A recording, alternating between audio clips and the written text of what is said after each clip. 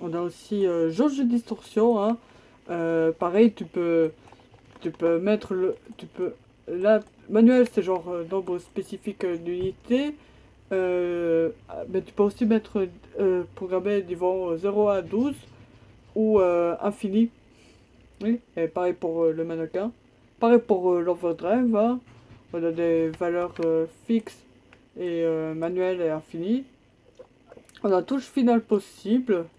On a activé l'aide. Il autorise ou non la présence des informations durant l'entraînement. Il autorise ou non la présence des informations. Revenir au menu. Et retour. Tutoriel. Choisissez vos personnages et subissez un tutoriel complet concernant ce personnage. Dans un premier temps, la vidéo présente le personnage.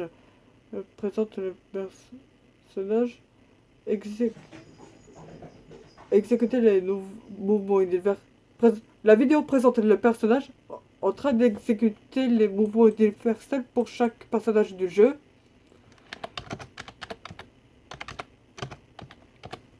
Ouais.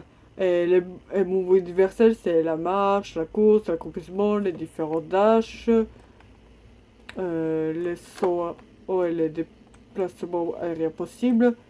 Vient ensuite les attaques normales, hein, les coups simples, les poussées, les projections, les bursts. Une fois l'étape des fondamentaux franchie, la vidéo présente les spécificités des coups spéciaux, des distorsions et de la touche finale du personnage. Commande incluse.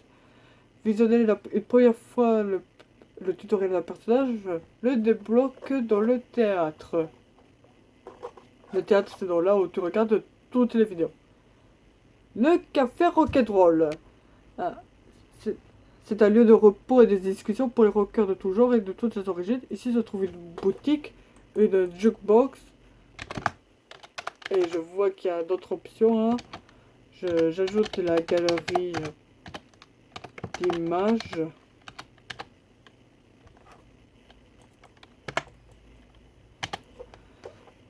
La boutique. Ici, vous pouvez acheter les différents objets que vous avez débloqués. Personnages, stages, musique, scénario, images, costumes, etc.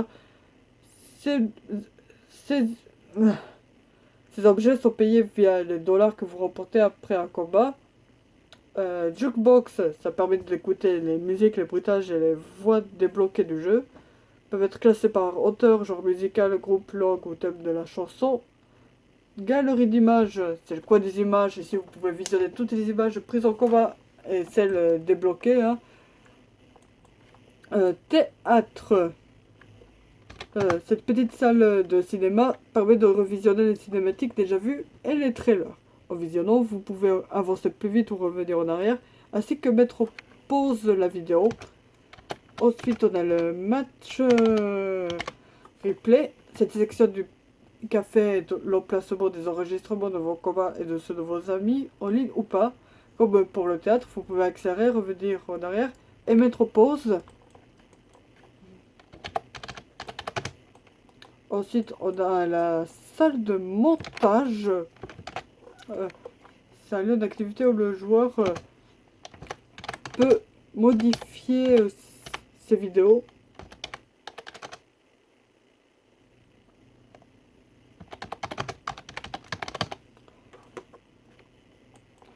Peut modifier des vidéos, hein. Il n'y a pas que ces vidéos, il y a aussi les vidéos des autres joueurs et genre les trailers, tout ça, cinématiques, tout ça. Mini-jeu. J'ai rien marqué, mais j'ai prévu un scrolling shooter. Données du jeu. Ici, vous pouvez... Réglages. Ici, vous pouvez modifier divers paramètres. On a la difficulté de l'ordinateur, médiocre, simple, normal, intelligent, sérieux, mortel, lunatique. Cette option permet de régler l'intelligence artificielle des ordinateurs. Nombre de rounds. Il y a 1, 3, 5 ou 7. C'est le nombre de rounds standard à jouer. En gros, si je mets 3, ça veut dire que tu dois gagner 2 rounds pour remporter le match. 5, ça veut dire que tu dois jouer au moins 3 rounds. Et 7, c'est 4 rounds à gagner. Limite de tour, j'ai mis 60, 77, 99, 120, 150, 180, 240, 270, 300, 360, 420, 480, 540, 600, 660, 720, 780, 840, 900, 960, 979 ou infini. Le nombre de secondes c'est le nombre de secondes qu'un round peut durer. C'est vraiment une idée stupide, hein. Genre, je sais pas du tout pourquoi j'ai eu cette idée et de faire des limites de temps comme ça. Je sais que dans Smash Bros, on a des, on peut, on peut avoir des matchs qui durent 1 minute ou qui durent 1 heure, mais c'est parce qu'il y a des matchs où t'as pas de stock limité. Tu peux faire des matchs avec des stocks illimités. Il suffit de marquer le plus de KO pour gagner. Jugement de performance activé et désactivé. Pause activé, désactivé, maintenu. J'autorise ou non la pause durant un commun. Maintenu signifie que le bouton de pause doit être maintenu pour que le bouton se pose. On a simplifié le graphisme, non, oui. Format d'écran, j'ai mis 5.4, 4.3, 25, 16, 8.5 ou 16 neuvième. Frames par seconde, 30, 50, 60, 75, 90, 100 ou 120. C'est le nombre d'images par seconde. Plus le nombre est élevé, plus l'action est fluide. Cependant, un nombre élevé peut causer plus de ralentissement. Son, j'ai mis mono ou stéréo. Volume, règle le volume de la musique et des effets sonores. Sachant que ça va de 0 à 100 et 0, c'est considéré comme muet. Langage de menu et des dialogues. Anglais américain, anglais britannique, japonais, chinois, allemand, français de France, français de québécois, portugais, espagnol, italien, néerlandais, suédois ou finnois. C'est beaucoup plus de langues que plein d'autres jeux, hein. Langage des voix. En combat, j'ai anglais, japonais, allemand ou langue maternelle. Langue maternelle, c'est genre si le personnage est français, il parlera en français. Si le personnage est allemand, il parle en allemand. Si le personnage est anglais, il va parler en anglais. Si le personnage est russe, il va parler en russe. Ce genre de truc. Voix des personnages hors combat. J'ai mis anglais, japonais, allemand, français, espagnol, italien ou suédois. Et voix des commentateurs, j'ai mis anglais, japonais ou allemand. Sous-titres des cinématiques, j'ai anglais, anglais, UK. Ok, anglais américain, anglais britannique, japonais, chinois, allemand, français de France, français de Québec, portugais, espagnol, italien, néerlandais, suédois ou finnois ou aucun. Type de contrôle, j'ai marqué type 1, type 2, type 3, type 4, customisé 1, customisé 2 et customisé 3. Hein, t'as les 4 types de contrôle disponibles par défaut et des trucs que tu peux modifier. Match replay autorise ou non l'enregistrement des combats. Désactiver, choix et toujours activé. Ça inclut solo versus network dans en ligne. Choix des terrains. J'ai choix, j'ai aléatoire selon le premier, deuxième, troisième ou quatrième personnage du premier ou deuxième joueur. Et pareil pour la sélection des terrains. Pourquoi j'ai séparé sélection des terrains de choix des terrains? Et choix des musiques, c'est la même chose que au-dessus. Sélection des terrains. Cette option permet de sélectionner les terrains de combat qui sont choisis si un choix aléatoire est validé. Ah d'accord, d'accord, c'est pour modifier le choix aléatoire, hein. En gros, si tu cliques sur l'option aléatoire, tu peux décider que certains terrains n'arrivent jamais. J'ai Choix des musiques. Cette option permet de choisir les musiques qui joueront dans les différents écrans du jeu et chaque terrain et leur fréquence. Chaque terrain possède sa propre sélection de musique, certaines étant débloquées sous certaines conditions. Statistiques individuelles, j'ai mis nombre de participations, je crois que c'est le nombre de fois où il entre en combat. Victoire, défaite, dégâts infligés, dégâts subis, dégâts restaurés, KO infligé, KO subi, pourcentage de coups réussis, pourcentage d'utilisation, temps de jeu, nombre de coups maximal dans un enchaînement, dégâts maximaux dans un enchaînement, premier coup, entrée dynamique, burst, attaque de victoire, c'est genre combien de fois t'as... Combien de fois t'as effectué des KO avec une attaque normale, combien de fois t'as effectué un KO avec un coup spécial, avec une distorsion, avec un overdrive, avec une touche finale, par temps, après la limite de temps, ou à cause du jugement de... Jugement de performance, oui. Quand même moi j'arrive pas à tout retenir, c'est qu'il y a un problème.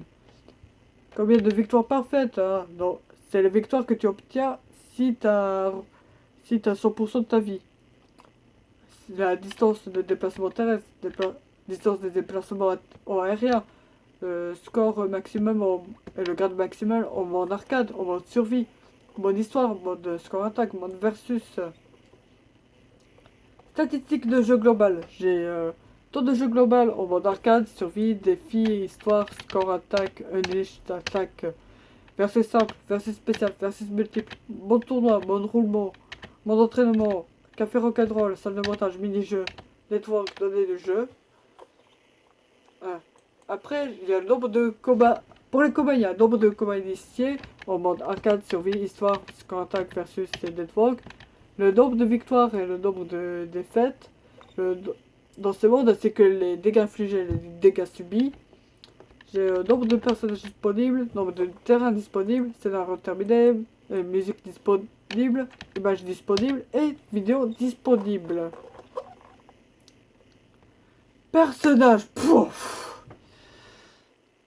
Ok, là on a toutes les listes des personnages avec en gros vaguement l'archétype l'archétype qu'ils sont supposés représenter, hein.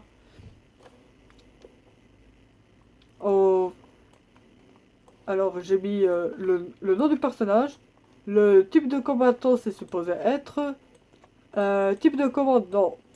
Certains vous savez, il y a des personnages qui utilisent des cartes de cercle pour exécuter le mouvement. Il y en a d'autres qui utilisent des charges, hein. Ah, des attaques de charge, hein, comme gagne dans Street Fighter. Et mixte, c'est genre t'as à la fois des cartes de cercle et des charges. Et pour chaque équipe, j'ai mis... Non, pour... et donc, pour chaque groupe de 4 personnages, j'ai mis dans des équipes, hein. Je pense que c'est genre leur équipe canonique. Genre dans l'histoire, ils sont supposés être dans la même équipe, hein. Comme dans... Vous voyez les équipes dans King of Fighters. Euh, euh, tu as des équipes...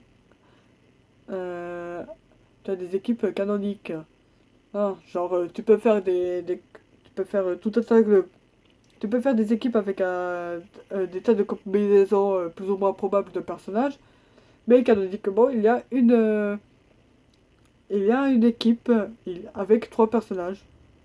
J'explique extrêmement mal, putain. Non. Ah. Pour être... Je me demande au passage si équilibré à toute distance, c'est pas un peu la même chose que Shoto. Oui, Shoto, c'est le personnage comme Ryu dans Street Fighter, hein. Boule de feu, uppercut, euh, le Tatsumaki machin, là. Je... Je vous laisse regarder. Ah, ok, donc alors j'ai 2 personnages qui sont pas dans des équipes, hein, David Bowie et Bob Dylan. Je crois que c'est supposé être genre des personnages bonus que tu peux que tu peux débloquer et après avoir fait des trucs dans le jeu.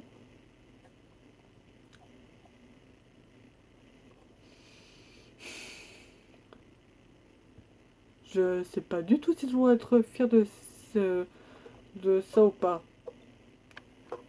Mais sans oublier que les personnages auxquels j'ai pas mis le type de combattant ou le type de commande, ce sont genre des personnages que j'ai ajoutés un peu plus tard quand j'ai écrit ce monstrueux document.